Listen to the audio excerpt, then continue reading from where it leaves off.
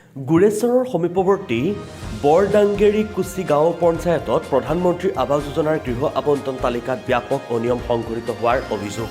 ধনৰ বিনিময়ত দুখীয়া হিতাধিকাৰীক বঞ্চিত কৰি আঢ্যবন্ত লোকৰ নাম হিতাধিকাৰীৰ তালিকাত অন্তৰ্ভুক্ত কৰাৰ গুৰুতৰ অভিযোগ খোদ পঞ্চায়তটোৰ ৱাৰ্ড মেম্বাৰ তথা মহাজনপাৰৰ কেইবাগৰাকীও বঞ্চিত হিতাধিকাৰীৰ। গুৰেশ্বৰৰ সমীপৱৰ্তী কামৰূপ জিলাৰ বিহদিয়া জাজিকোনা উন্নয়ন খণ্ডৰ অধীনৰ বৰডাংগেৰী কুচি গাঁও পঞ্চায়তৰ অন্তৰ্গত মহাজনপাৰৰ ID নম্বৰ থকা দৰিদ্ৰ সীমাৰেখাৰ তলৰ পৰিয়ালৰ নাম হিতাধিকাৰীৰ তালিকাত নথকাক লৈ ক্ষোভিত হৈ পৰে। ইফালে তালিকাত নাম থকা পৰিয়ালকেইটাৰ ঘৰ জৰীপ আৰু জিঅ'টেগ কৰাৰ পিছতো কেৱল দুখীয়া পৰিয়ালকেইটাৰহে NOK অৰ্থাৎ নেক্সট অফ কিন প্ৰমাণপত্ৰ বিচাৰি অযথা হাৰাশাস্তি কৰাৰ বুলিও অভিযোগ কৰে ৱাৰ্ড সদস্যজনে। উল্লেখ্য যে ইয়াৰ পূৰ্বেও দুখীয়া হিতাধিকাৰীক বঞ্চিত কৰি অনিয়মেৰে বহুসংখ্যক আঢ্যবন্ত লোকক প্ৰধানমন্ত্ৰীৰ আৱাস গৃহ আবণ্টন দিয়াৰ অভিযোগ থকা বৰডাংগেৰী কুচি গাঁও পঞ্চায়তত এইবাৰো একেই অনিয়ম সংঘটিত হোৱাৰ অভিযোগ উত্থাপন হোৱাত মহাজনপাৰাত ইয়াকে লৈ তীব্ৰ প্ৰতিক্ৰিয়াৰ সৃষ্টি হৈছে।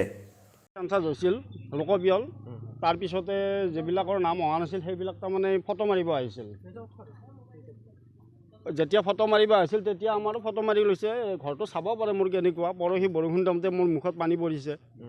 গতিকে তেতিয়া মোৰ নামটো আহিছিল ঠিকেই, কিন্তু আজি 3 মাহ আগত যেতিয়া তাৰমানে লিষ্টবিলাক মানে কি ID বিলাক যেতিয়া ল'লে জমা বেংকৰ একাউণ্ট বা আধাৰ কাৰ্ড, তেতিয়া চালোঁ এই আমাৰ মেম্বাৰজনে ক'লে তোমাৰ নামটো ইয়াত নাই। তাৰপিছত মই পঞ্চায়তলৈ গ'লোঁ। তেতিয়া এই মুস্তাফ আলী পঞ্চায়ত কাম কৰে, তেখেতে ক'লে মোৰ ভুলক্ৰমে তাৰমানে কাৰোবাৰ ডিলেট মাৰি দিওঁতে আপোনালোকৰ জুৰি ৰাজবংশীটো ডিলেট হৈ গৈছে। মই বোলে এইটো কেনেকুৱা ধৰণৰ কথা, আপুনি ইমান ডাঙৰ এটা মানে চিটত আছে, তাতে যদি এনেকুৱা ভুল কৰে তেতিয়া আমাৰ দৰে দৰিদ্ৰই কি কৰিব। আমি যেতিয়া 2018 চনত জিঅ'টেক চলিছিল, প্ৰধানমন্ত্ৰী ঘৰৰ জিঅ'টেক চলিছিল, তেতিয়া গাঁৱত পঞ্চায়তৰ কৰ্মচাৰী GPC আহোঁতে আমি লগত ঘূৰি দিছিলোঁ। বহুত দুখীয়া দৰিদ্ৰ মানুহৰ ঘৰৰ জিঅ'টেক কৰাই দিছিলোঁ। কৰাই দি আমি আশা কৰিছিলোঁ যে গাঁওখনৰ দৰিদ্ৰ মানুহখিনিয়ে ঘৰ পাব আৰু দৰিদ্ৰতামুক্ত হ'ব। আৰু মই ৱাৰ্ড মেম্বাৰ, ময়ো এজন দৰিদ্ৰ লোক, মোৰো এটা ঘৰৰ কাৰণে ID বনাবৰ কাৰণে ময়ো জিঅ'টেক কৰাইছিলোঁ।